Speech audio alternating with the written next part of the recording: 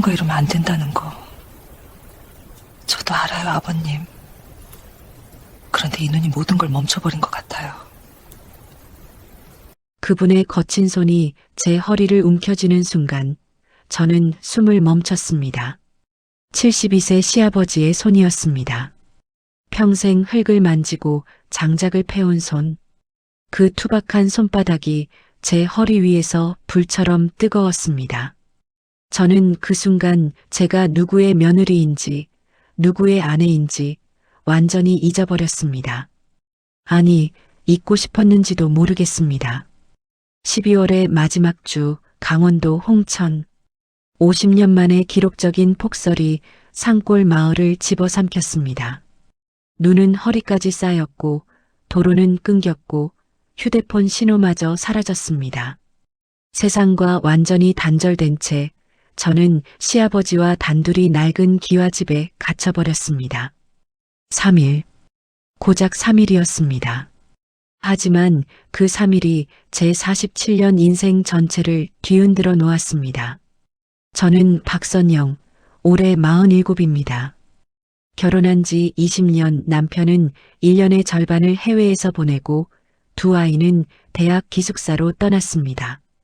텅 빈 아파트에서 저는 혼자 밥을 먹고 혼자 TV를 보고 혼자 잠들었습니다. 20년 동안 아내라는 이름으로, 엄마라는 이름으로, 며느리라는 이름으로 살았지만 정작 나는 어디에도 없었습니다. 그런 제가 왜 하필 시아버지에게 마음을 빼앗겼을까요? 창밖으로 미친 듯이 휘몰아치는 눈보라를 바라보며 저는 제 안에서 무언가 무너지는 소리를 들었습니다. 20년간 쌓아올린 체면이, 도덕이, 윤리가 조각조각 부서져 내렸습니다. 그리고 그 잔해 속에서 한 마리 야수가 눈을 떴습니다. 목마름에 미쳐가는 굶주린 야수가. 시어머니가 돌아가신 뒤 3년 동안 홀로 이 집을 지켜온 남자. 72세라는 나이가 무색하게 떡 벌어진 어깨, 장작을 패며 다져진 팔뚝, 세월을 견뎌낸 깊은 눈빛. 그분이 저를 바라볼 때 저는 20년 만에 처음으로 여자가 된 기분이었습니다. 이건 사랑일까요? 아니면 광기일까요? 세상이 뭐라고 하든 상관없습니다. 저는 이미 선을 넘어버렸으니까요. 눈 속에 파묻힌 이 외딴 집에서 저는 평생 한 번도 느껴보지 못한 감정의 불구덩이 속으로 걸어 들어갔습니다. 되돌아갈 수 없다는 걸 알면서도 지금부터 모든 것이 흔들리기 시작한 그날의 이야기 시작합니다. 젊은 날보다 더 깊어진 사랑 이야기, 황혼 로맨스. 구독과 좋아요는 큰 힘이 됩니다. 서울에서 홍천까지 차로 2시간 반. 12월 26일 오전, 저는 김장김치 2통과 간단한 짐을 싣고 시골집으로 향했습니다. 고속도로를 빠져나와 구불구불한 산길로 접어들자 풍경이 완전히 달라졌습니다. 아직 눈이 많이 오진 않았지만 하늘빛이 심상치 않았어요. 낯빛 구름이 산봉우리를 짓누르고 있었습니다. 시아버지 댁에 도착한 건 오후 1시쯤이었습니다. 낡은 기와집 앞에 차를 세우자 마당에서 장작을 패고 계시던 아버님이 고개를 드셨습니다. 72세라고는 믿기지 않는 건장한 체구였습니다. 평생 농사일로 다져진 어깨가 떡 벌어져 있었고 희끗희끗한 머리카락 사이로 굵은 땀방울이 흘러내리고 있었습니다. 저는 그 순간 묘한 감정을 느꼈습니다. 시아버지를 이렇게 자세히 들여다본 게 얼마만인지 모르겠더군요. 20년 동안 명절 때나 잠깐 뵈었을 뿐 그분이 어떤 분인지 제대로 알지 못했습니다. 시아버지는 도끼를 내려놓고 제게 다가오셨습니다. 거친 손으로 제 짐을 받아드시며 고개를 끄덕이셨습니다. 그 눈빛이 따뜻했습니다. 어머니가 돌아가신 후 처음 보는 따뜻함이었어요. 그동안 얼마나 외로우셨을까 문득 그런 생각이 들었습니다. 집 안으로 들어서자 추위가 확 밀려왔습니다. 아궁이에 불을 지피셨는지 방바닥은 따뜻했지만 공기 자체가 차가웠습니다. 시골집 특유의 나무 냄새와 묵은 된장 냄새가 섞여 있었습니다. 어머니가 계실 때와는 확연히 다른 분위기였어요. 정돈되지 않은 물건들, 먼지가 쌓인 장롱, 빛바랜 사진액자. 저는 김장김치를 냉장고에 넣고 짐을 풀었습니다. 작은 방 하나가 제 숙소였습니다. 이불에서 햇볕 냄새가 났습니다. 아버님이 미리 이불을 널어 말리신 모양이었어요. 그 사소한 배려에 마음이 뭉클해졌습니다. 저녁 무렵부터 눈이 내리기 시작했습니다. 처음에는 한방눈이 포슬포슬 내려앉는 정도였습니다. 예쁘다고 생각했어요. 도시에서는 볼 수 없는 순백의 풍경이 펼쳐지고 있었으니까요. 저는 창가에 서서 하염없이 눈을 바라봤습니다. 그때 시아버지가 다가오셨습니다. 제 옆에 나란히 서서 창밖을 내다보셨습니다. 그분의 체온이 느껴질 만큼 가까웠습니다. 장작 타는 냄새와 흙냄새, 그리고 남자 특유의 땀 냄새가 섞여 있었습니다. 불쾌하지 않았습니다. 오히려 어딘가 안심이 되는 냄새였습니다. 밤이 깊어질수록 눈발이 거세졌습니다. TV에서는 연신 기상특보가 울렸습니다. 강원도 산간 지역에 최대 80cm의 폭설이 예상된다고 했습니다. 도로가 통제될 수 있으니 외출을 자제하라고요. 저는 불안해지기 시작했습니다. 내일 돌아가야 하는데 이 눈이 계속 내리면 어떡하지? 하지만 시아버지는 태어나셨습니다. 이 정도 눈이야 매년 오는 것이라고 걱정 말라고 하셨습니다. 그날 밤 저는 좁은 방에 누워 천장을 바라봤습니다.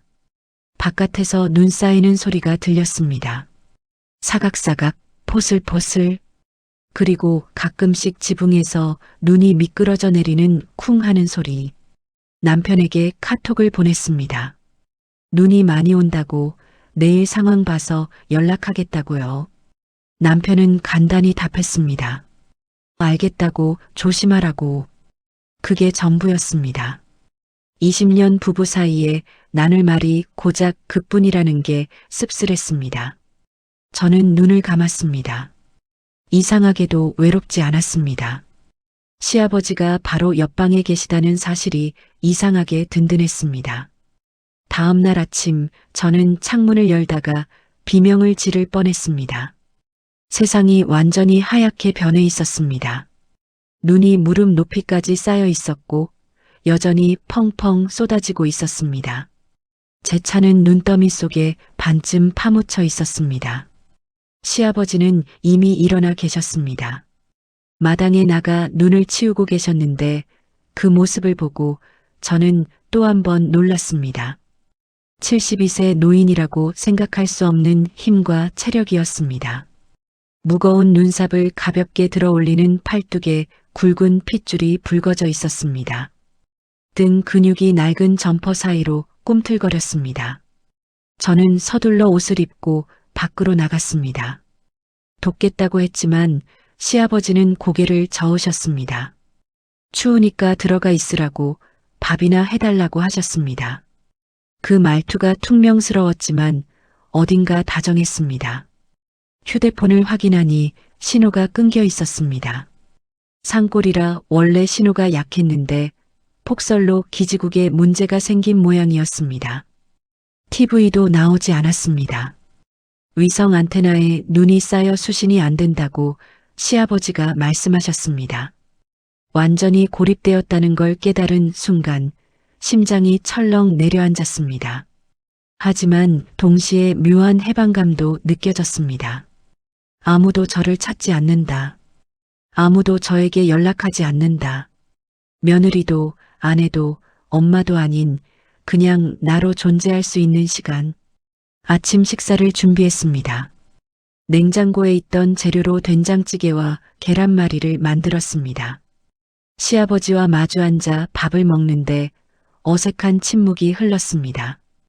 20년을 알고 지냈지만 단둘이 밥을 먹어본 건 처음이었습니다. 시아버지의 손이 눈에 들어왔습니다. 평생 농사일을 해온 손이었습니다. 굳은 살이 박이고 관절이 투박하게 굵어진 손. 하지만 밥을 먹는 동작은 조심스럽고 정갈했습니다. 어머니가 돌아가신 후 혼자 밥을 드시며 저렇게 숟가락을 들어 올리셨을 생각을 하니 가슴이 먹먹해졌습니다. 오후가 되자 눈이 더 거세졌습니다. 바람까지 불기 시작해서 앞이 보이지 않을 정도였습니다. 시아버지는 방에 들어오셔서 아궁이에 불을 지피셨습니다. 장작이 타들어가는 소리와 함께 온기가 퍼져나갔습니다. 저는 구석에 앉아 책을 읽는 척했습니다. 하지만 글자가 눈에 들어오지 않았습니다. 자꾸만 시아버지 쪽으로 시선이 갔습니다. 불빛에 비친 그분의 옆모습이 묘하게 매력적이었습니다. 깊게 패인 주름, 강인한 턱선, 세월을 견뎌온 남자의 풍모. 무슨 생각을 하는 거야, 나? 스스로에게 화가 났습니다. 이분은 시아버지야. 남편의 아버지라고. 하지만 마음 한구석에서 이상한 감정이 꿈틀거렸습니다. 외로움인지 호기심인지 아니면 그보다 더 위험한 무언가인지. 저녁이 되었습니다. 저는 저녁을 준비하면서 라디오를 켰습니다. 다행히 라디오는 나왔습니다. 기상청에서는 폭설이 최소 3일은 계속될 거라고 예보했습니다. 도로는 전면 통제 상태이고 제설 작업도 불가능한 상황이라고요. 3일. 시아버지와 단둘이 3일을 더 보내야 한다. 그 사실이 저를 불안하게 만들었습니다. 하지만 동시에 설명할 수 없는 기대감이 피어올랐습니다. 그날 밤 저는 잠이 오지 않았습니다. 바람 소리가 유난히 크게 들렸습니다. 창문이 덜커덕거렸고 나무가 휘청이는 소리가 들렸습니다. 무서웠습니다. 혼자서는 견딜 수 없을 것 같았습니다. 새벽 2시쯤 저는 결국 방문을 열고 나왔습니다. 시아버지 방에서 불빛이 새어나오고 있었습니다. 저도 모르게 그 방 앞에 멈춰 섰습니다. 시아버지 방문 앞에 선 채 저는 숨을 죽였습니다. 들어가야 할지 돌아가야 할지 결정하지 못한 채 발이 얼어붙은 듯 움직이지 않았습니다. 그때 안에서 신음소리가 들렸습니다. 낮고 고통스러운 신음. 저는 반사적으로 문을 열었습니다. 시아버지가 이불 위에 앉아 허리를 붙잡고 계셨습니다. 얼굴이 일그러져 있었습니다. 아까 눈을 치우시다가 허리를 다치신 모양이었습니다. 저는 얼른 다가갔습니다. 어디가 아프시냐고, 괜찮으시냐고 물었습니다. 시아버지는 대답 대신 손을 흔드셨습니다. 괜찮다는 듯이. 하지만 괜찮지 않은 게 분명했습니다. 저는 부엌으로 가서 뜨거운 수건을 가져왔습니다. 그리고 시아버지의 허락도 없이 그분의 등 뒤로 돌아갔습니다. 낡은 내복 위로 손바닥을 대자 근육이 딱딱하게 뭉쳐있는 게 느껴졌습니다.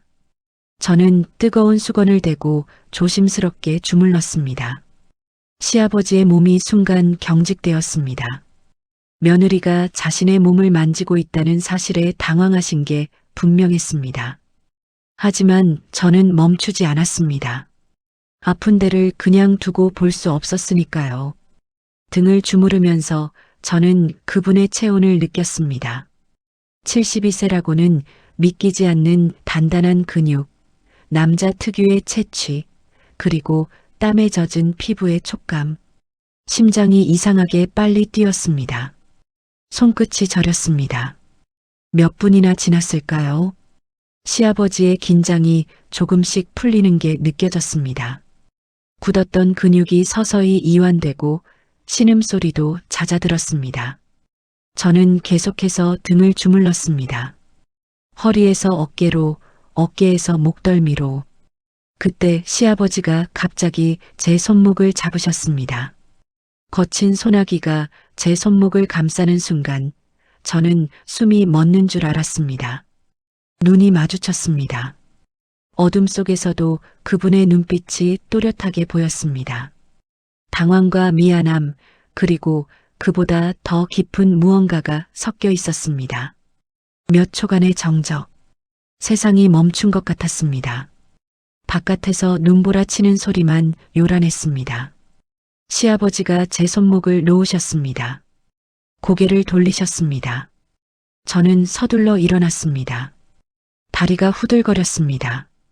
제 방으로 돌아와 문을 닫고 등을 기댔습니다. 심장이 터질 것 같았습니다. 손바닥에 아직 그분의 체온이 남아 있었습니다. 손목에는 그분의 소나기 자국이 얼얼하게 느껴졌습니다. 무슨 짓을 한 거야? 스스로에게 물었습니다. 하지만 대답은 나오지 않았습니다. 그저 심장이 미친 듯이 뛰고 온몸이 달아오르고 머릿속이 하얘지기만 했습니다. 그날 밤 저는 꿈을 꿨습니다. 누군가 저를 안고 있었습니다. 크고 따뜻한 품이었습니다. 꿈속에서 저는 울고 있었습니다. 너무 외로웠으니까요. 20년 동안 쌓인 외로움이 한꺼번에 터져 나오는 것 같았습니다. 새벽에 눈을 떴을 때 베개가 젖어 있었습니다. 진짜로 울었던 모양입니다. 아침이 밝았습니다. 눈은 여전히 내리고 있었습니다. 저는 조심스럽게 방문을 열고 나왔습니다. 시아버지가 아궁이 앞에 앉아 계셨습니다. 눈이 마주치자 그분도 저도 고개를 돌렸습니다. 어색한 아침이었습니다. 하지만 무언가 달라진 게 분명했습니다. 공기의 밀도가, 침묵의 무게가 어제와는 확연히 달랐습니다. 둘째 날이 밝았습니다. 눈은 조금 약해졌지만 여전히 펑펑 내리고 있었습니다. 마당에 쌓인 눈이 허리 높이까지 올라왔습니다. 완전히 고립된 상태였습니다. 아침 식사를 준비하면서 저는 손이 떨렸습니다. 어젯밤 일이 자꾸 머릿속을 맴돌았습니다. 시아버지의 등을 만졌던 감촉, 그분이 제 손목을 잡았던 순간의 전율, 잊으려 해도 잊히지 않았습니다. 밥상을 차려 들어갔습니다. 시아버지는 이미 방에 앉아 계셨습니다. 눈이 마주치는 순간 둘 다 시선을 피했습니다. 어색한 침묵 속에서 밥을 먹었습니다. 숟가락 부딪히는 소리만 요란했습니다. 식사가 끝나고 저는 설거지를 하러 부엌으로 갔습니다. 찬물에 손을 담그자 정신이 조금 돌아왔습니다. 정신 차려, 선영아. 이분은 시아버지야. 남편의 아버지라고. 20년을 며느리로 살아온 사람이 무슨 짓을 하려고 그래. 하지만 마음 한구석에서 다른 목소리가 들렸습니다. 그래서 어쨌다고? 20년 동안 나는 누구였지? 남편에게는 공기 같은 존재, 아이들에게는 밥 해주는 사람, 시어머니에게는 부족한 며느리. 그게 내 전부였잖아. 진짜 나는 어디 있었던 거야? 눈물이 차올랐습니다. 뜨거운 눈물이 볼을 타고 흘러내렸습니다. 그때 뒤에서 기척이 느껴졌습니다. 돌아보니 시아버지가 서 계셨습니다. 제가 우는 걸 보셨을까요? 당황해서 얼른 눈물을 닦았습니다. 시아버지가 천천히 다가오셨습니다. 그리고 아무 말 없이 제 옆에 서셨습니다. 한참을 그렇게 서 계시다가 손수건을 꺼내 제게 내미셨습니다. 깨끗하게 빨아 달인 손수건이었습니다. 저는 그 손수건을 받아들고 눈물을 닦았습니다. 면 소재의 부드러운 촉감이 마음을 달래주었습니다. 오후가 되자 날씨가 조금 개었습니다. 시아버지는 밖에 나가 눈을 치우셨고 저는 빨래를 했습니다. 평범한 일상이었습니다. 하지만 그 평범함 속에 미묘한 긴장이 흐르고 있었습니다. 해가 지기 시작할 무렵 저는 장독대에서 김치를 꺼내러 나갔습니다. 눈이 무릎까지 빠져서 걷기가 힘들었습니다. 장독 뚜껑을 열려는데 눈이 얼어붙어서 열리지 않았습니다. 힘을 주다가 미끄러졌습니다.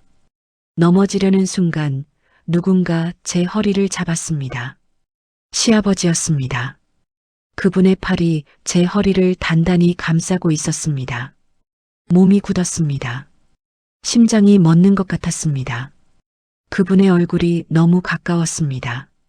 숨결이 느껴질 정도로 장작 타는 냄새와 눈 냄새, 그리고 그분 특유의 채취가 섞여 제 코끝을 스쳤습니다. 몇 초였을까요? 영원처럼 느껴지는 시간이 흘렀습니다. 시아버지가 저를 놓아주셨습니다. 하지만 그분의 손길이 떠난 자리가 화끈거렸습니다. 허리에 닿았던 그 손의 온기가 오래도록 남아 있었습니다. 저녁을 먹고 난 뒤 저는 방에 들어가 누웠습니다. 하지만 잠이 오지 않았습니다. 자꾸만 그 순간이 떠올랐습니다. 넘어질 뻔한 저를 잡아주셨던 그 손, 제 허리를 감싸던 그 팔. 너무 강하고 너무 따뜻했습니다. 밤이 깊어갔습니다. 바깥에서 눈 쌓이는 소리가 들렸습니다. 바람이 창문을 흔들었습니다. 그때 옆방에서 기침 소리가 들렸습니다. 시아버지의 기침이었습니다. 계속되는 기침 소리에 저는 잠을 이룰 수 없었습니다. 걱정이 되었습니다. 이 추운 날씨에 밖에서 일을 하셨으니 감기라도 걸리신 건 아닐까? 저는 자리에서 일어났습니다. 그리고 옆방으로 향했습니다. 시아버지 방문을 두드리고 들어갔습니다. 그분은 이불을 덮고 누워 계셨는데 얼굴이 붉게 달아올라 있었습니다. 손을 대보니 열이 났습니다. 감기에 걸리신 게 분명했습니다. 저는 부엌으로 가서 생강차를 끓였습니다. 해열제도 찾았지만 약효가 남아있을지 모르겠는 오래된 약밖에 없었습니다. 이 눈보라 속에 병원에 갈 수도 없는 상황이었습니다. 생강차를 가져다 드리면서 저는 시아버지 옆에 앉았습니다. 그분이 차를 드시는 동안 이마에 젖은 수건을 올려드렸습니다. 열이 많이 나셨습니다. 손이 덜덜 떨리셨습니다. 저는 그날 밤 시아버지 곁을 지켰습니다. 1시간에 한 번씩 이마에 수건을 갈아드리고 물을 떠드리고 해열제가 효과가 있는지 체온을 재보았습니다. 새벽녘이 되어서야 열이 조금 내렸습니다. 시아버지가 잠든 사이 저는 그분의 얼굴을 자세히 들여다보았습니다. 깊게 패인 주름, 희끗한 눈썹, 굳게 담은 입술, 평생을 성실하게 살아온 남자의 얼굴이었습니다. 아내를 먼저 보내고 3년 동안 혼자 이 집을 지켜온 남자의 얼굴. 문득 이런 생각이 들었습니다. 이분도 외로우셨겠구나. 밤마다 혼자 잠들고 아침마다 혼자 일어나고 말동무 하나 없이 텅 빈 집에서 하루하루를 버텨오셨구나. 저와 다를 게 없었습니다. 저도 마찬가지였으니까요. 남편은 늘 출장이었고 아이들은 떠났고 저는 텅 빈 아파트에서 혼자 밥을 먹고 혼자 잠들었습니다. 20년 결혼 생활이 남긴 건 공허함 뿐이었습니다. 날이 밝았습니다. 시아버지의 열이 완전히 내렸습니다. 눈을 뜨신 그분이 저를 발견하시고 깜짝 놀라셨습니다. 밤새 옆에 있었다는 걸 알아차리신 모양이었습니다. 저는 미소를 지으며 괜찮으시냐고 물었습니다. 그분은 대답 대신 제 손을 잡으셨습니다. 거칠고 큰 손이 제 손을 감쌌습니다. 따뜻했습니다. 그 순간 저는 모든 걸 내려놓았습니다. 며느리라는 위치도 47년간 지켜온 체면도 세상의 시선도 그저 외로운 한 여자로서 외로운 한 남자 앞에 서 있었습니다. 시아버지가 천천히 일어나 앉으셨습니다. 그분의 손이 여전히 제 손을 잡고 있었습니다. 눈이 마주쳤습니다. 그 깊은 눈동자 속에서 저는 제 모습을 보았습니다. 갈망으로 가득 찬 외로움에 지친 사랑받고 싶어하는 한 여자를. 세상이 멈춘 것 같았습니다. 바깥에서 눈 내리는 소리만 들렸습니다. 창문으로 하얀 빛이 들어와 방 안을 환하게 밝혔습니다. 시아버지의 손이 천천히 올라왔습니다. 제 뺨을 감싸셨습니다.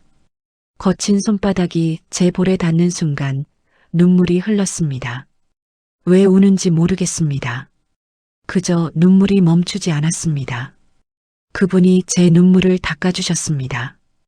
투박한 손가락으로 조심스럽게 그 손길이 어찌나 다정하던지 저는 제 손을 들어 그분의 손 위에 포겠습니다.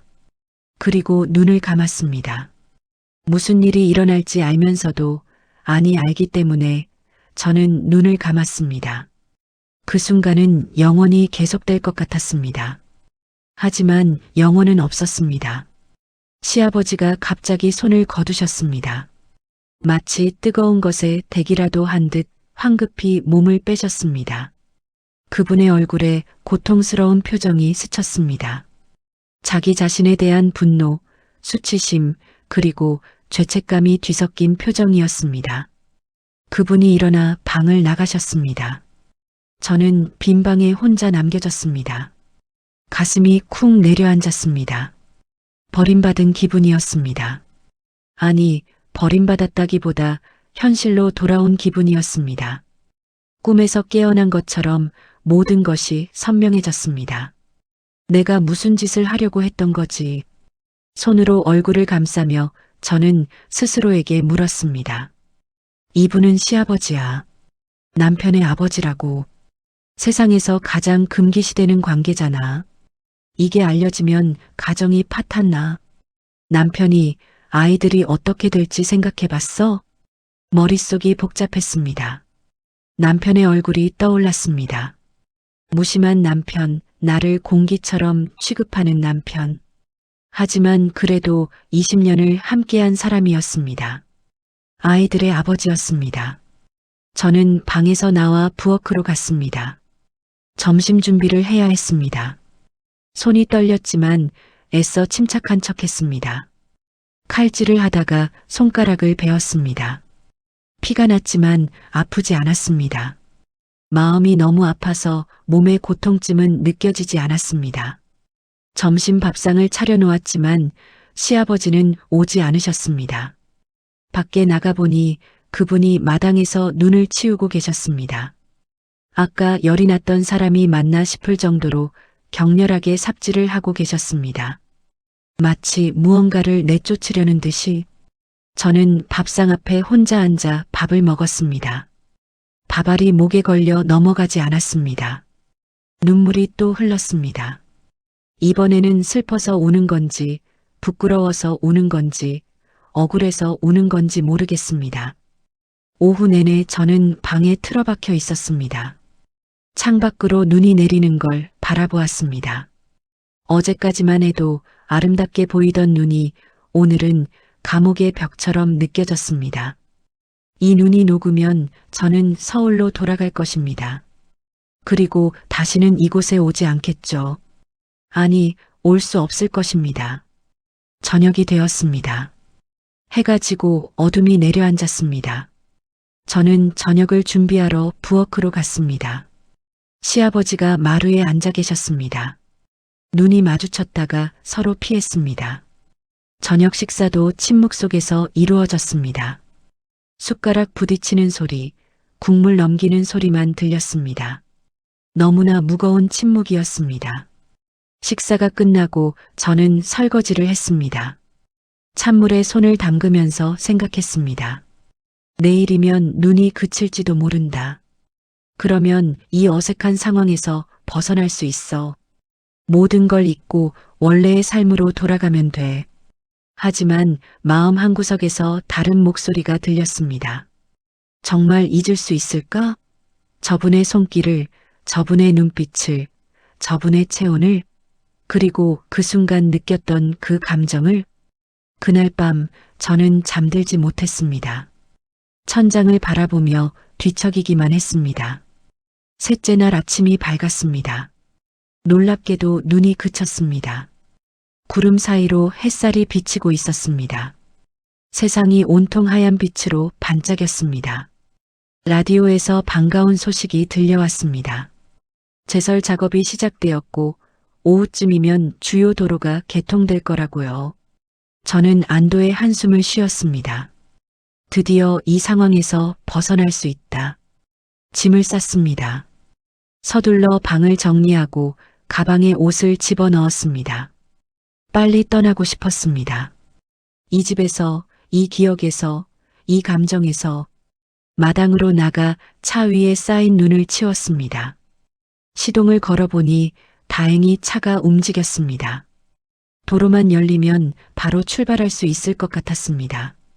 시아버지가 마당으로 나오셨습니다. 저를 바라보시다가 고개를 돌리셨습니다. 그분도 저처럼 빨리 이 상황이 끝나기를 바라시는 것 같았습니다. 오후 2시 라디오에서 도로 개통 소식이 전해졌습니다. 저는 바로 출발 준비를 했습니다. 집안을 둘러보며 빠뜨린 물건이 없는지 확인했습니다. 현관에서 신발을 신는데 시아버지가 다가오셨습니다. 무언가 말씀하시려는 것 같았지만 입만 달싹이실 뿐 소리가 나오지 않았습니다. 저도 마찬가지였습니다. 할 말이 많았지만 어디서부터 시작해야 할지 몰랐습니다. 결국 저는 고개만 숙이고 밖으로 나갔습니다. 차에 타서 시동을 걸었습니다. 사이드미러로 집을 바라보았습니다. 시아버지가 현관에 서서 저를 바라보고 계셨습니다. 기어를 넣으려는 순간 갑자기 눈물이 터졌습니다. 펑펑 쏟아지는 눈물을 주체할 수 없었습니다. 핸들에 얼굴을 묻고 소리내어 울었습니다. 왜 우는 거야? 스스로에게 물었습니다. 떠나면 되잖아. 잊으면 되잖아. 원래대로 돌아가면 되잖아. 하지만 알고 있었습니다. 원래대로 돌아갈 수 없다는 걸, 이미 무언가 변해버렸다는 걸, 저 자신이, 제 마음이 완전히 뒤바뀌어 버렸다는 걸, 20년을 살면서 느끼지 못했던 감정을 저는 2, 3일 동안 느꼈습니다. 설렘, 두근거림, 갈망, 그리고 사랑받고 싶다는 원초적인 욕구, 남편에게서 한 번도 받지 못했던 것들을 시아버지에게서 느꼈습니다. 그게 잘못된 건지 아닌지 모르겠습니다. 사회가, 도덕이, 윤리가 뭐라고 하든 상관없었습니다. 저는 그저 알고 싶었습니다. 저분도 저와 같은 감정을 느끼셨는지, 저분도 저처럼 흔들리셨는지. 차에서 내렸습니다. 다리가 후들거렸습니다. 하지만 멈추지 않았습니다. 한 발 한 발 집을 향해 걸어갔습니다. 시아버지가 여전히 현관에 서 계셨습니다. 제가 다가가는 걸 보시고 놀란 표정을 지으셨습니다. 저는 그분 앞에 섰습니다. 그리고 그분의 눈을 똑바로 바라보았습니다. 그 눈빛 속에서 저는 답을 찾았습니다. 외로움, 갈망, 죄책감, 그리고 그보다 더 깊은 무언가. 저와 똑같았습니다. 저분도 저처럼 흔들리고 계셨습니다. 그 순간 저는 결심했습니다. 눈 녹은 물이 처마에서 똑똑 떨어지고 있었습니다. 햇살이 하얗게 쌓인 눈 위로 반짝이고 있었습니다. 세상에서 가장 아름다운 오후였습니다. 저는 시아버지 앞에 서서 한참을 아무 말 없이 바라보았습니다. 그분도 저를 바라보셨습니다. 72세의 세월이 새겨진 얼굴, 거칠지만 따뜻한 눈빛, 평생을 성실하게 살아온 남자의 풍모. 그분이 먼저 손을 내미셨습니다. 투박하고 거친 손이었습니다. 저는 그 손을 잡았습니다. 따뜻했습니다. 3일 전 처음 이 집에 왔을 때와 같은 온기였습니다. 그리고 저는 알았습니다. 이게 사랑이라는 걸. 세상이 뭐라고 하든, 도덕이 뭐라고 하든, 이 감정은 진짜라는 걸. 외로운 두 영혼이 서로를 알아보고 끌리는 것, 그게 사랑의 본질이라는 걸. 시아버지가 제 손을 꽉 쥐셨습니다. 힘이 들어간 소나기에서 그분의 마음이 전해졌습니다. 놓치고 싶지 않다는 마음, 하지만 놓아야 한다는 고통.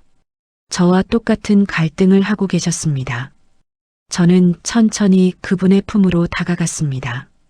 그리고 그분의 가슴에 이마를 기댔습니다. 심장 뛰는 소리가 들렸습니다. 빠르게 뛰고 있었습니다. 저처럼 한참을 그렇게 서 있었습니다. 눈 녹는 소리, 새 지저귀는 소리, 그리고 두 사람의 심장 소리만 들렸습니다. 시아버지가 제 머리를 쓰다듬으셨습니다. 거친 손바닥이 제 머리카락을 넘겼습니다. 그 손길이 어찌나 다정하던지 눈물이 또 흘렀습니다. 하지만 이번에는 슬픈 눈물이 아니었습니다. 저는 고개를 들어 그분을 바라보았습니다. 눈이 마주쳤습니다. 이번에는 아무도 피하지 않았습니다. 결국 저는 그날 떠나지 못했습니다. 아니, 떠나지 않았습니다. 하룻밤을 더 머물렀습니다. 그리고 그 밤 우리는 서로의 외로움을 보듬어 주었습니다. 어떤 식으로든. 다음 날 서울로 돌아가는 길, 저는 운전하면서 생각했습니다. 앞으로 어떻게 해야 할지, 남편에게 말해야 하는지, 이대로 비밀로 묻어야 하는지, 답은 아직 모르겠습니다. 하지만 한 가지는 확실합니다. 저는 더 이상 예전의 저로 살 수 없습니다. 빈 껍데기처럼, 공기처럼 존재감 없이 살았던 20년을 되풀이할 수 없습니다. 인생은 선택의 연속입니다. 그리고 어떤 선택은 사회의 기준으로는 잘못된 것일 수 있습니다. 하지만 그 선택이 나를 살아있게 만든다면, 나를 진짜 나로 만들어준다면 그것이 정말 잘못된 걸까요? 저는 아직 답을 모릅니다. 하지만 찾아갈 것입니다. 천천히, 조심스럽게, 하지만 멈추지 않고 눈 덮인 산길을 내려오면서 저는 백미러로 시골집을 바라보았습니다. 흰 눈 속에 서 있는 낡은 기와집, 그리고 그 앞에 서서 저를 바라보고 계신 한 남자. 다시 올 것입니다. 반드시. 사람들은 묻습니다. 사랑의 나이가 있느냐고, 사랑의 관계가 있느냐고. 저는 이제 알게 되었습니다. 사랑은 그런 것들을 초월한다는 걸. 외로운 영혼이 또 다른 외로운 영혼을 만날 때 세상의 모든 규칙은 의미를 잃습니다. 물론 쉽지 않을 것입니다. 앞으로 많은 일들이 기다리고 있겠죠. 하지만 저는 두렵지 않습니다. 3일 동안 눈 속에 갇히면서 저는 제 자신을 찾았으니까요. 47세에 처음으로 저는 진짜 사랑을 알게 되었습니다. 이 감정, 과연 잘못된 걸까요? 아니면 너무 늦게 온 걸까요? 여러분의 생각을 댓글로 남겨주세요. 구독과 좋아요는 다음 이야기를 만드는 힘이 됩니다.